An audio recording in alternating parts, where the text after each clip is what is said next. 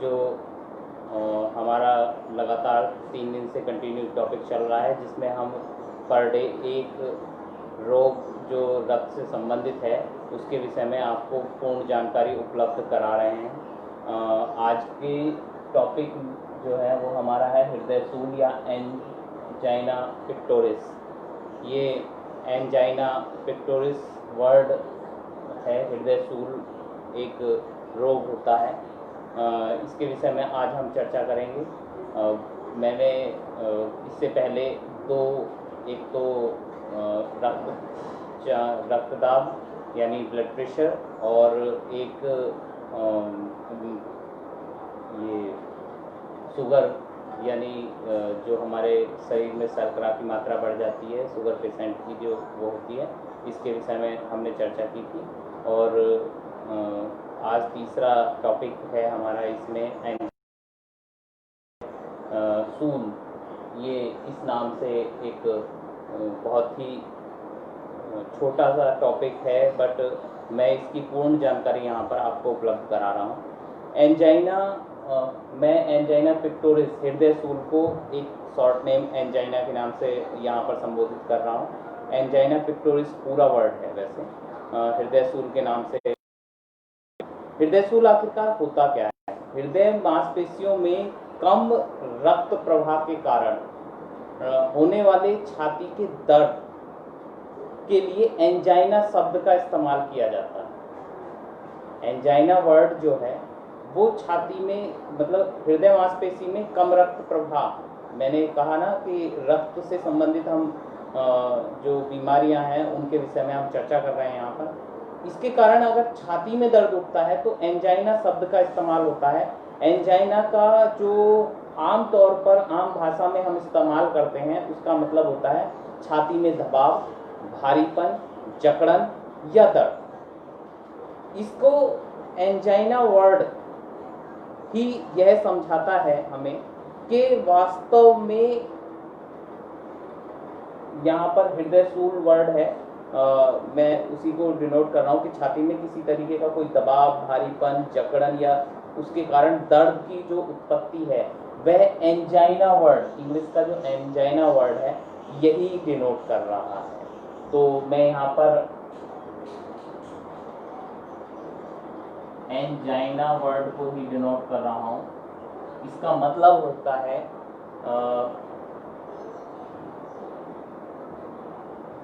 यहाँ हृदय मांसपेशियों में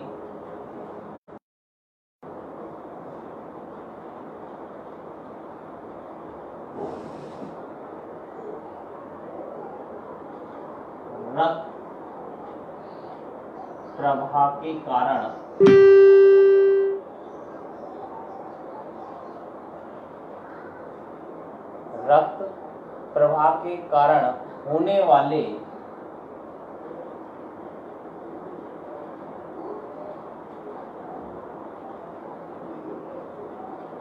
छाती में दर्द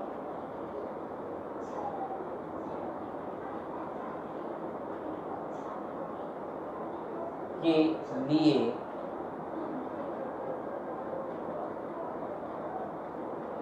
एंजाइना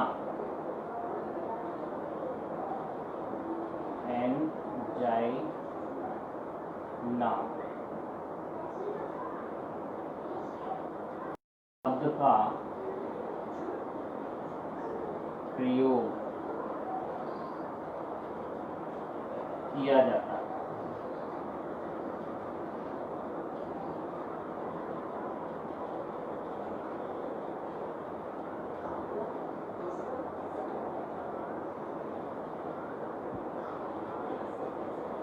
यहाँ मैं इनके आम भाषा के शब्द का भी इस्तेमाल करता हूँ। एंजाइना जो वर्ड है इसका मतलब होता है, यहाँ पर एक चीज आप बिल्कुल स्पष्ट समझ लीजिएगा कि इस शब्द का जो अर्थ होता है वह होता है छाती में दबाव, भारीपन,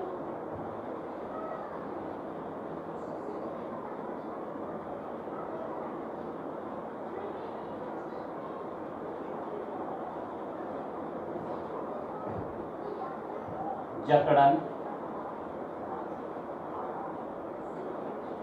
या दर्द। ये एंजाइना शब्द के इस्तेमाल के लिए है। एंजाइना जो समस्या है ये एक आवर्ती समस्या है, एक अचानक होने वाली दिक्कत है। इसके लिए मैं यहाँ पर इसके कारण, निवारण, इनके विषय में यहाँ पर चर्चा करूँगा। ये जो वर्ड्स हैं ये ऐसा वर्ड नहीं है कि जिसे हम सिंपली ये कहें कि भाई ये जो वर्डिंग्स होती है ये पहले से कोई रोग चला आ रहा है तो उसके कारण हो। ये अचानक में उठने वाला दर्द होता है, इसके कारण, इसलिए इसको ये किसी भी उसके कारण हो सकती है, जैसे गैस बन रही है उसके कारण भी हो सकता है। अब यहाँ पर एंजाइना जो रोग है, एंजाइना पेक्टोरिस जो रोग है, ये डॉक्टरी भाषा में मेडिकली ये दो प्रकार का पाया जाता है। एक होता है स्थिर एंजाइना और एक होता है अस्थिर angina, stable angina and unstable angina.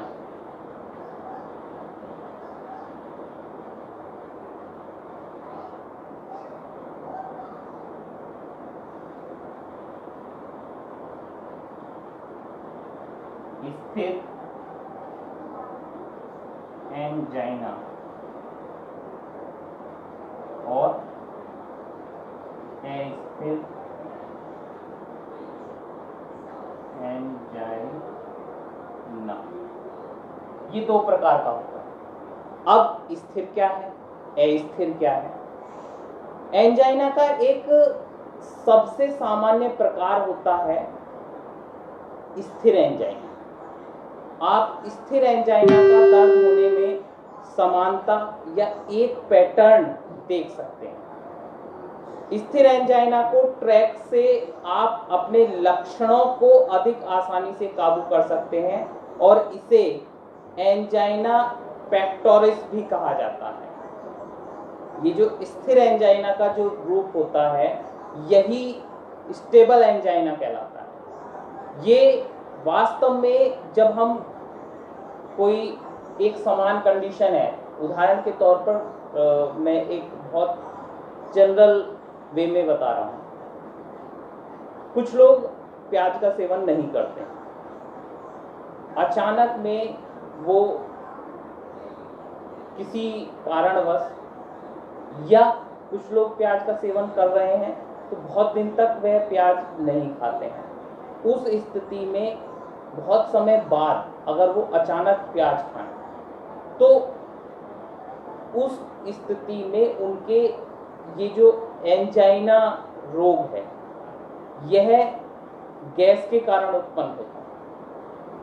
ये अगर इसको सिमिलरिटीज ये देखने में आती है कि अगर आप कुछ समय के अंतराल में इस तरीके का कोई दोबारा से बिहेव करते हैं तो फिर वही स्थिति आती है। ये एंजाइना पेक्टोरिस कंडीशंस हैं, मतलब एक समान स्थिति बनी हुई, एक ट्रैक बना हुआ।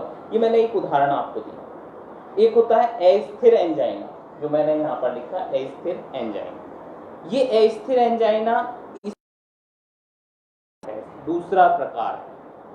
यह अचानक होता है, समय के बीतने के बाद यह और बदतर होता चला जाता है और एट द एंड, अंत में यह दिल के दौरे, जो हृदय आघात होता है, उसका एक कारण बनता है। ये स्थिर एंजाइना था जिसके विषय में मैंने पहले बताई। ये अस्थिर एंजाइना, ये स्टेबल एंजाइना कहलाता है, ये अनस्टेबल एंजाइना कहलाता है।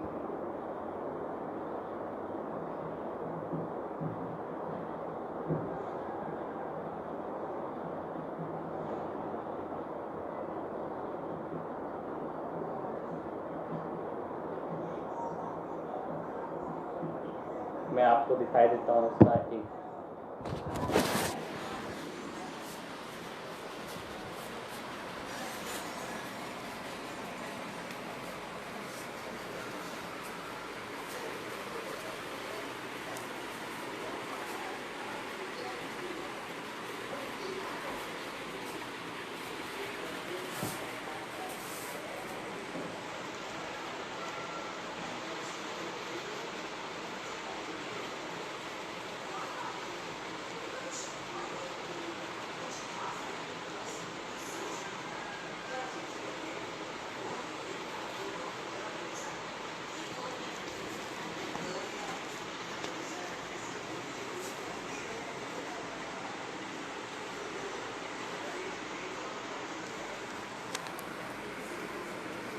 अभी तक की स्थिति में हमने इसके बारे में बताया और इसके प्रकार के विषय में हमने आपको जानकारी दी। अब इसके जो सेकंड लेवल है उसको और हम थोड़ा सा इसको बताते हुए इसके लक्षणों के विषय में हम चर्चा करेंगे।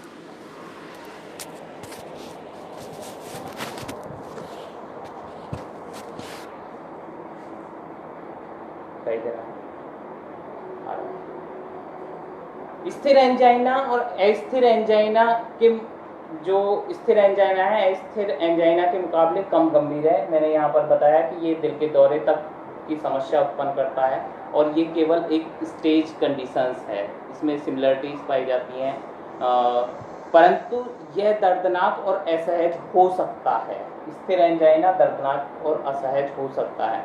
दोनों प्रकार के एंजाइना आमतौर पर अंतर्निहित हृदय समस्या के लक्षण होते हैं, इसलिए जैसे ही आपको एंजाइना के लक्षण दिखाई देते हैं आप तत्काल किसी डॉक्टर से संपर्क करें, अन्यथा की स्थिति में यह घातक हो सकता है। एंजाइना के लक्षण क्या है?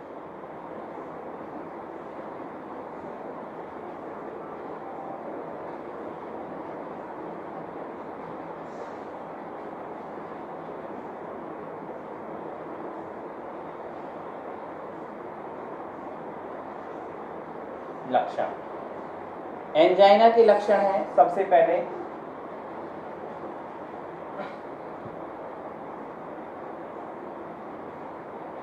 छाती में दर्द, जो मैंने फर्स्ट स्टेज में ही आपको बताया था। दूसरा है छाती में जलन महसूस होना।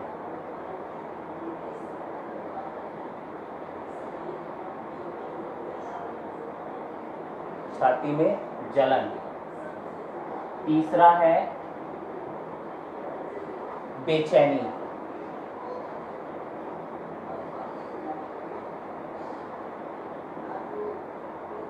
चौथा है, हम यहाँ पर कंटिन्यू इसके विषय में बातचीत कर रहे हैं,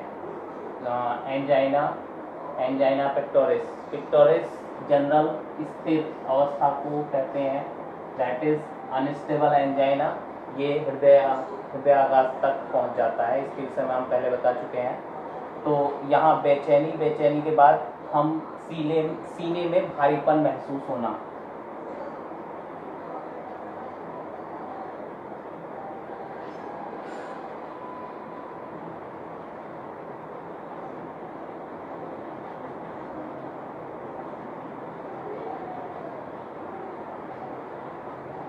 पांचवा है जकड़न।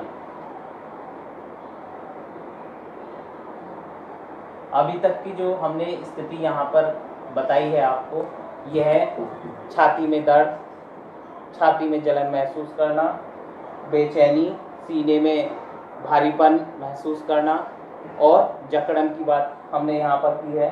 नेक्स्ट है दबाव। छठा दबाव।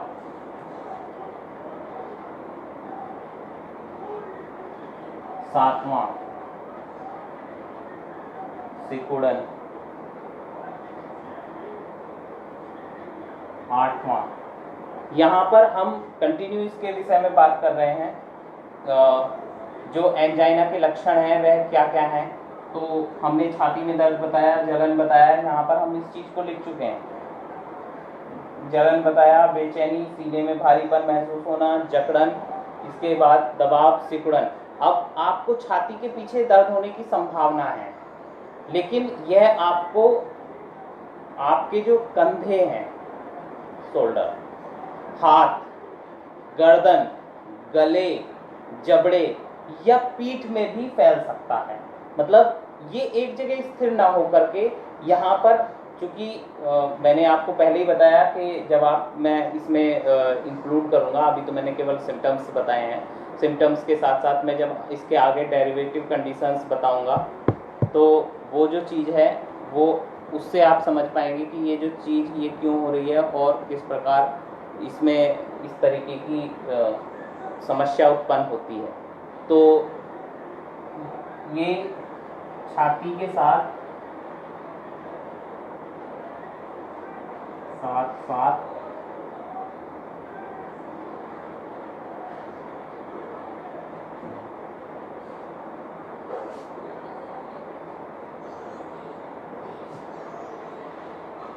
गर्दन, गले, हाथ, कंधे। यह मैं एक छोटी सी वर्डिंग्स लिख रहा था, उसमें ये जरूरी नहीं है कि यहीं पर स्थित हो। जबड़े और पीठ आदि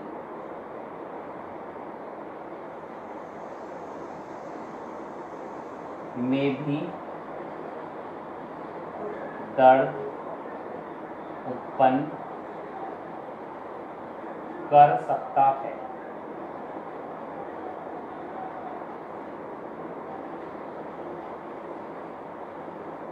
यहाँ तक मैंने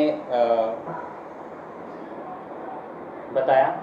कई बार इसे गैस का दर्द भी मान लिया जाता है। पुरुषों को उनकी छाती, गर्दन, कंधे में दर्द महसूस होता है। महिलाओं को उनके पेट, गर्दन, जबड़े, गले, पीठ में परेशानी महसूस होती है। तो हम ये नॉर्मली सोच लेते हैं कि भाई गैस का दर्द है। आपको सांस लेने में भी दिक्कत हो सकती है, श्वसन तंत्र को भी प्रभावित करता है, पसीने या चक्कर भी आ सकते हैं इसमें। ये जितने भी चीजें मैं आपको बता रहा हूं, ये नॉर्मली शब्दों में दबाव या कुचलने के कारण या संकुचन के कारण उत्पन्न होते हैं। तो ये जितनी भी समस्याएं हैं, मैंने वर्ड्स इस्तेमाल कर दिए यहाँ पर, फिर भी मैंने 7-8 लिखी हैं, काफ़ी हैं। ये इसके सिम्टम्स हैं, लक्षण हैं। इसके बाद एंजाइना क्यों होता, कारण क्या है, इसके पीछे के तथ्य क्या हैं। अब इन सारी समस्याओं को अगर हम ये देखें तो इसके पीछे का जो मेन कारण है वो आपके हृदय की जो मांसपेशियां हैं उनमें रक्त का प्रवाह कम होना होता है। आपके रक्त में ऑक्सीजन मौजूद होती है। आपके हृदय की पेशियों के जीवित रहने के लिए यह अत्यंत आवश्यक होती है। जब आपके दिल की मांसपेशियों को पर्याप्त ऑक्सीजन नहीं मिल पाती तो यह आइसिस्केमिया का कारण बनती है। आपके दिल की मांसपेशियों में होने वाले कम रक्त प्रवाह का सबसे आम कारण कोरोनरी धमनी रोग होता है। ये मैंने वर्ड्स इस्तेमाल किया। एंजाइना जो है वो उसका मेन कारण हृदय की मांसपेशियों में रक्त का प्रवाह कम होना होता है। मैं यहाँ पर इसे लिख के देता हूँ क्योंकि मे बी अभी तो मैं बता रहा हूँ तो आपको याद रहता है, बट जब लिखा नहीं होता तो पेपर में आप इसके विषय में ज़्यादा नहीं लिख पाते हैं, आ जाता है। तो कारण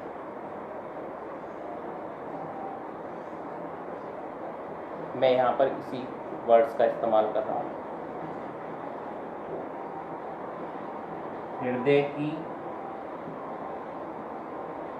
मांसपेशियों में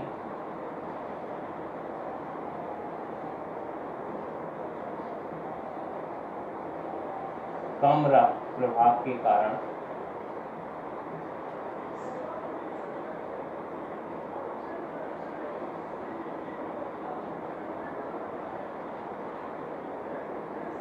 तथा ऑक्सीजन की पर्याप्त मात्रा नहीं मिलने के कारण आइस्केमिया का कारण बनता है।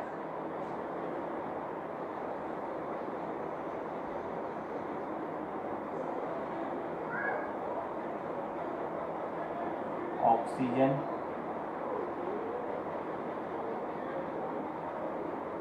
पर्याप्त मात्रा में मैन मिलने से आइस्कीमिया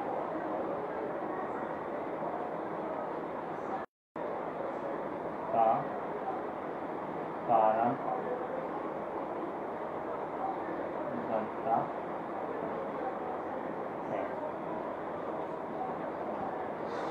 यहाँ मैंने आपको पहले ही बता दिया कि जो कॉर्नरी आर्टरी डिजीज़ है, CAD जिसको हम कहते हैं, जो नॉर्मली दिल की मांसपेशियों में होने वाले कम रक्त प्रवाह का एक आम भाषा में वर्डिंग्स यूज होती है, ये उसका मेन कारण है। और आपकी हृदय जो कॉर्नरी है, धमनियाँ प्लेक्स जमा होने के कारण संकुचित हो जाती हैं और इसे स्क्लेरोसिस कहा जाता है। इसको क्या कहा जाता है? स्क्लेरोसिस कहा जाता है। सॉरी, ये यहाँ पर वर्ड्स इस्तेमाल होता है कि ये मेन कारण है आइस्कीमिया का। आइस्कीमिया जो है वो हो जाता है हृदयशूल, जो CAD का भी मेन कारण है और संकुचन का भी मेन कारण।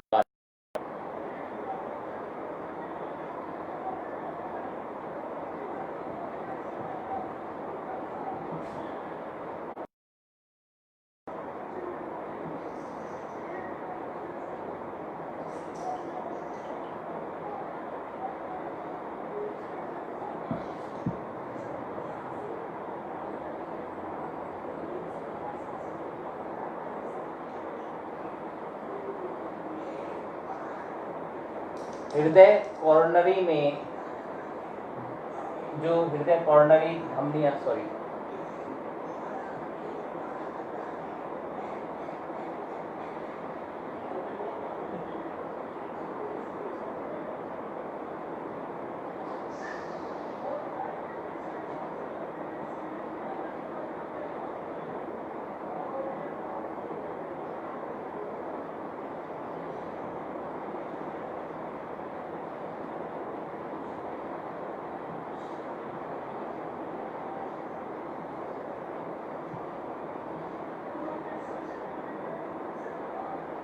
हृदय कॉर्नरी धमनियां प्लेक्स जमा होने के कारण संकुचित हो सकती हैं।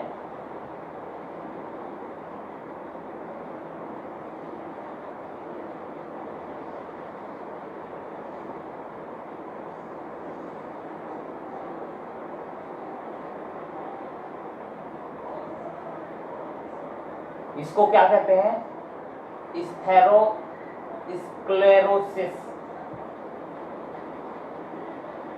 इसे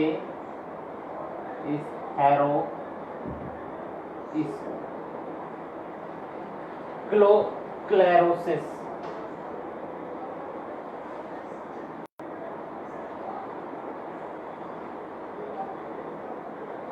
कहा जाता है।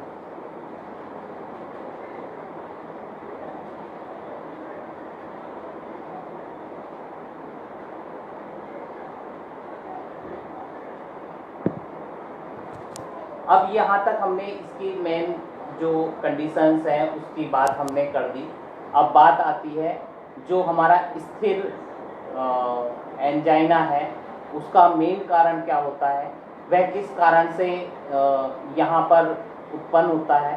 तो हम इस बात को बड़े आराम से समझ सकते हैं कि जो हमारा स्थिर एंजाइना है, स्थिर एंजाइना जो है वो आमतौर पर शारीरिक श्रम जो हम करते हैं उसके कारण शुरू होता है और शारीरिक गतिविधियों के अलावा अन्य कारक जैसे भावनात्मक तनाव, ठंडे तापमान, भारी भोजन और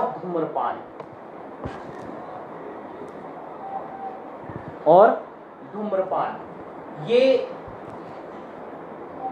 भी धमनियों को संकीर्ण करते हैं और एंजाइना को ट्रिगर कर सकते हैं। ये क्या करते हैं, धमनियों को संकीर्ण करते हैं। मैं एक बार आपको इस चीज़ को दिखाई देता हूँ, फिर स्थिर और अस्थिर की जो मेन डिफरेंसेस हैं मैं आपको उसे समझाता हूँ।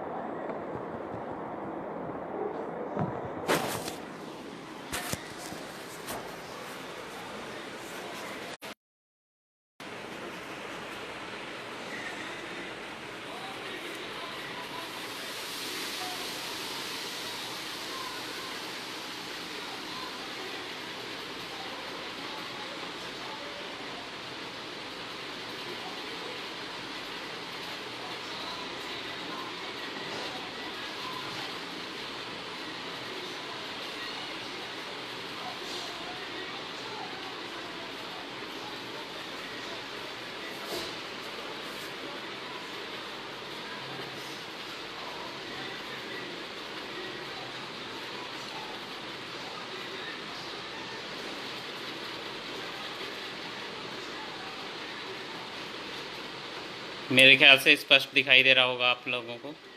यहाँ पर अगर इस वक्त स्पष्ट दिखाई नहीं दे रहा है तो आप मुझे कमेंट्स कर बता सकते हैं।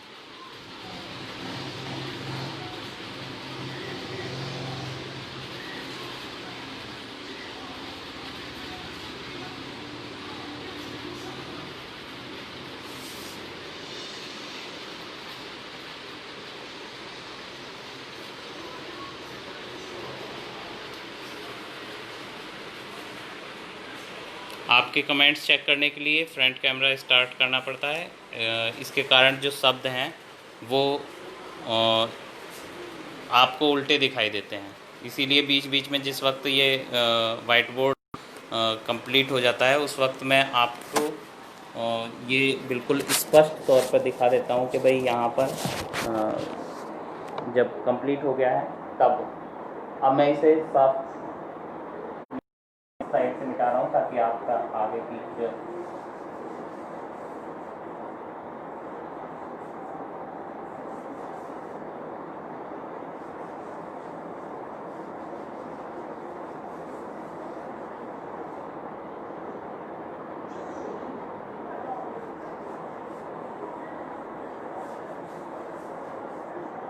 हम यहाँ बात कर रहे थे स्थिर एंजाइना की।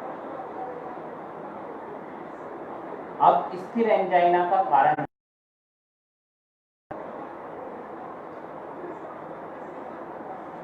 इस स्थिर एंजाइना का मेन कारण क्या है, शारीरिक श्रम।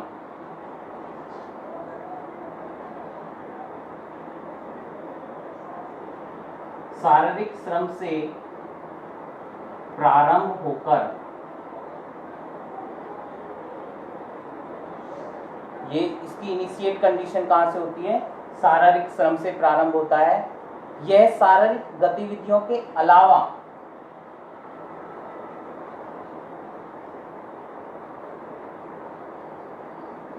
इसके अतिरिक्त यह, मैंने 2-3 चीजें बताई थी, भावनात्मक तनाव, भावनात्मक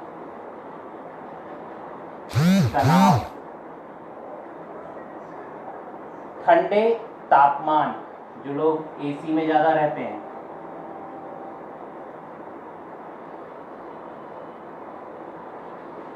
ठंडे तापमान, भारी भोजन, मैंने जिसका जिक्र किया था बीच में आपसे, भारी भोजन तथा धूम्रपान।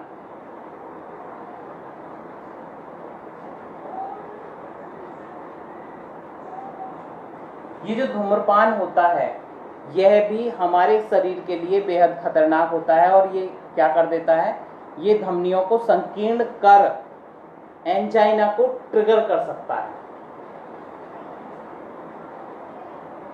आदि भी हो सकते हैं।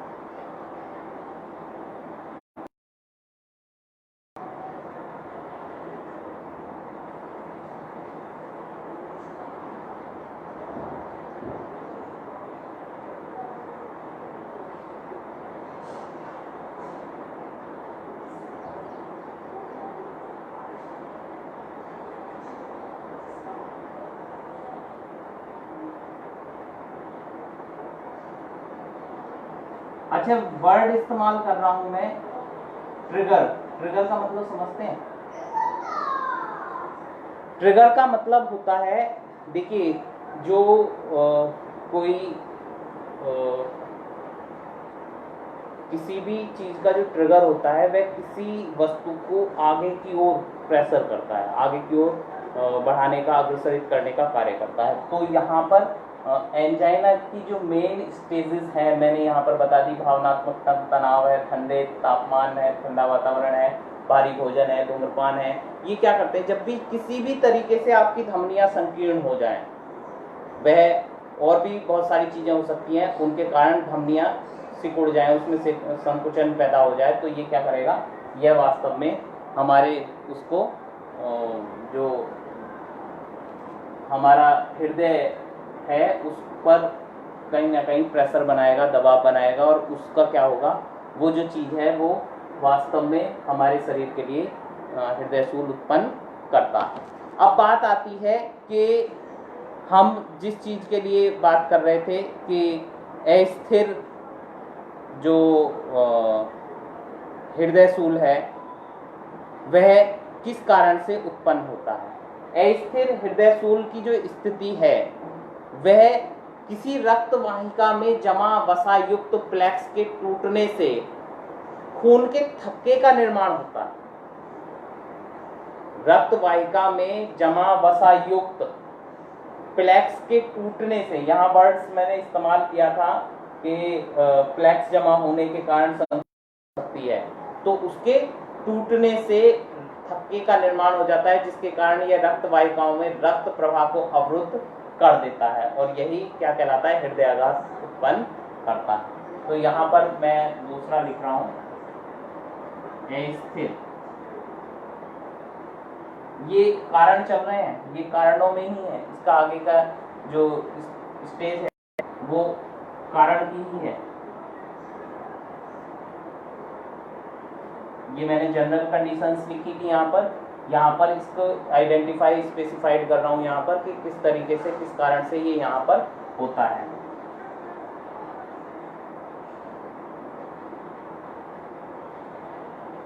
किसी रक्त वाहिका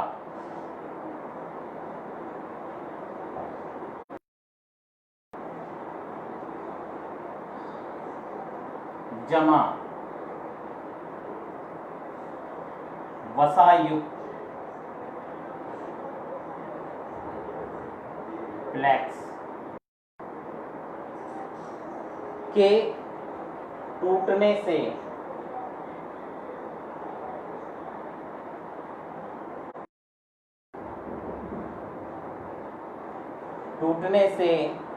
खून के थक्के का निर्माण होता है।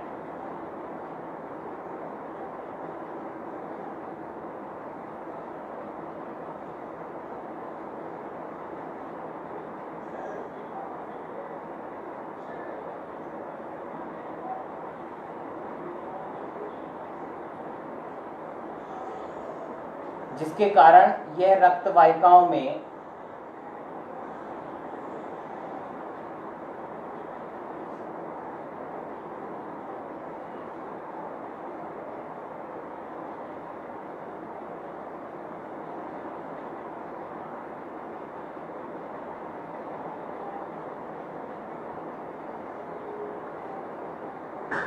रक्त के मार्ग को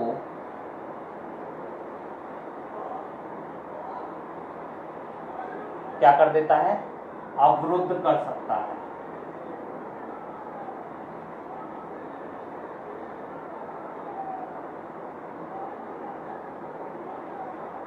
और जब ये क्लॉटिंग तैयार हो जाती है तो यही क्या कहलाता है, हृदय आघात कहलाता है।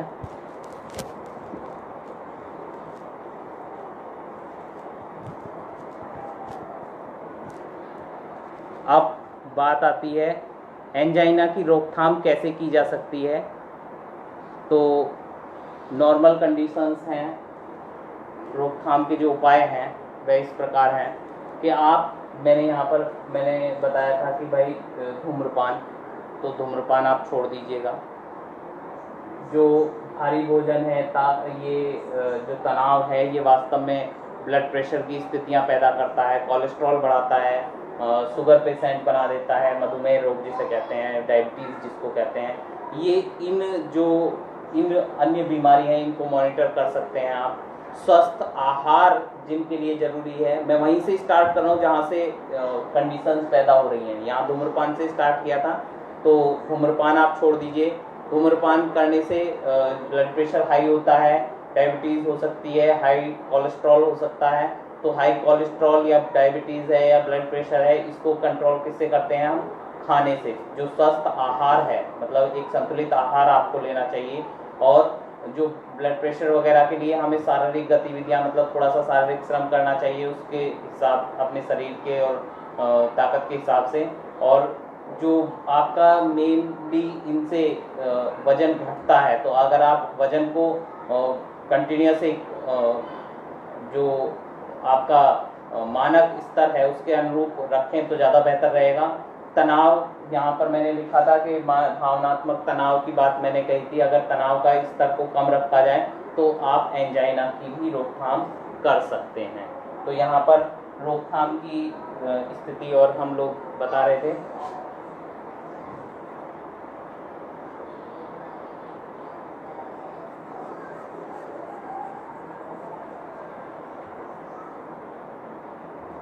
शायद यहाँ कारण से मैंने आपको नहीं, कारण को दिखा दिया था, आई थिंक सो, ये दिखा दिया था।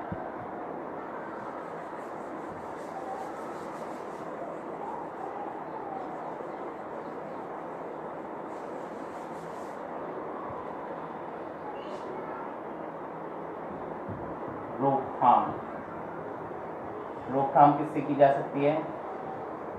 धूम्रपान ना करें। नंबर 2, जो गंभीर बीमारियों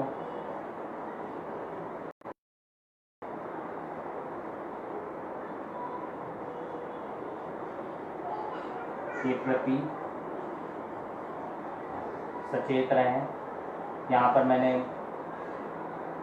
आपको बता दिया हाई ब्लड प्रेशर, कोलेस्ट्रॉल वगैरह की आप यहाँ पर स्थिति कंटिन्यूस जो हो सकती है यहाँ पर, उसको आप उसके प्रति सचेत रहें। संतुलित आहार लें।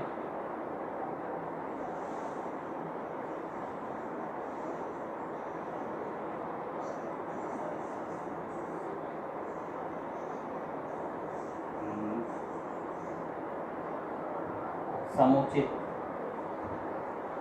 शरीर के हिसाब से, ये वर्ड जो समुचित वर्ड मैं इस्तेमाल कर रहा हूँ उसका खास कारण है कि अपने शरीर के हिसाब से शारीरिक श्रम, शारीरिक गतिविधि वर्ड का इस्तेमाल कर रहा हूँ मैं। श्रम तो बहुत ज़्यादा हो सकता है, गतिविधि करें। इसका मतलब थोड़ा बहुत जो आपका व्यायाम वगैरह है, योगा आदि आप कर सकते हैं। आदर्श वजन रखें। आदर्श वजन से मतलब है मानक के अनुसार आप वजन, और अगर चूँकि शुगर में एक साथ जो आपका वेट है वो डाउन होता है, तो आप उसके प्रति सजग रहें। यहाँ पर जो आप तनाव ले रहे हैं किसी तरीके का, वो मानसिक तनाव न लें। मानसिक भावनात्मक तनाव से दूर रहें।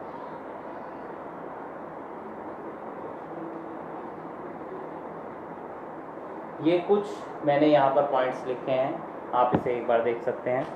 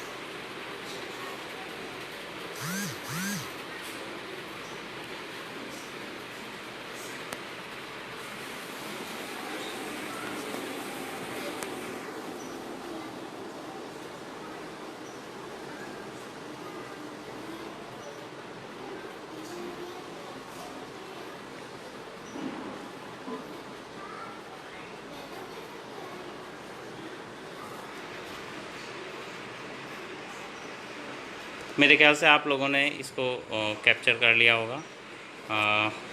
अब हम बात करते हैं जो एंजाइना का निदान है वो किस तरीके से किया जा सकता है, उस पर हम अभी चर्चा करेंगे। समय मैं 2 मिनट लूँगा, बस इससे ज़्यादा नहीं लूँगा। तो हमारे यहाँ पर एंजाइना के निदान के लिए आप सबसे पहले डॉक्टर के पास जाएं, डॉक्टर से शारीरिक परीक्षण कराएं, उसके लक्षणों के बारे में जो है वो डॉक्टर आपसे बात करेगा। और एंजाइना की पुष्टि करने में जो आप डॉक्टर्स जो आपको सजेस्ट करते हैं वे कार्डियोग्राम जो है ECG और EKG इसका टेस्ट कराया जाता है, तनाव परीक्षण कराया जाता है, इकोकार्डियोग्राम का जो परीक्षण है वो कराए जा सकते हैं। इन चीज़ों की सहायता से आप इसके अलावा एक होता है न्यूक्लियर स्ट्रेस टेस्ट होता है, छाती का एक्सरे, क्योंकि तनाव दबाव जो है वो संकुचन छाती में तो नहीं है, इस चीज़ का टेस्ट हो सकता है। ब्लड टेस्ट हो सकते हैं कई तरीके के, कोरोनरी एंजियोग्राफी हो सकती है, कार्डियोइक कंप्यूटरीकृत टोमोग्राफी स्कैन होता है वो हो सकता है। और अगर हम ये कहें कि एंजाइना का उपचार ही हमें करना है तो उसके लिए डॉक्टर्स आपको दवाइयाँ भी प्रोवाइड करते हैं। ये जो दवाइयाँ हैं ये आयुर्वेदिक दवाई भी इसमें इस्तेमाल की जाती है और जो एलोपैथिक दवाई भी हैं वो भी इस्तेमाल की जाती हैं। मेनली डॉक्टर का जो मेन कारण होता है दवाइयाँ देने का वो या सजेस्ट करने का, वे रक्त वाहिकाओं को फैलाने में सहायता करना होता है जिससे हृदय में बेहतर रक्त प्रवाह हो सके और दिल के कार्यभार को कम किया जा सके, रक्त वाहिनियों को शिथिल करें और रक्त के थक्कों को बनने से रोकें। इस कारण से आपको ये दवाइयाँ दी जाती हैं। मैंने जितना भी कोशिश की कि जो टॉपिक है वह आपकी समझ में आ जाए और जितना बेहतर तरीके से मैं समझा सकता था पूरा अपना बेस्ट देने का प्रयास किया। फिर भी अगर किसी बच्चे को कोई प्रॉब्लम है, कोई चीज़ समझ में नहीं आई है तो आप मुझे कांटेक्ट कर पूछ सकते हैं। Have a nice day.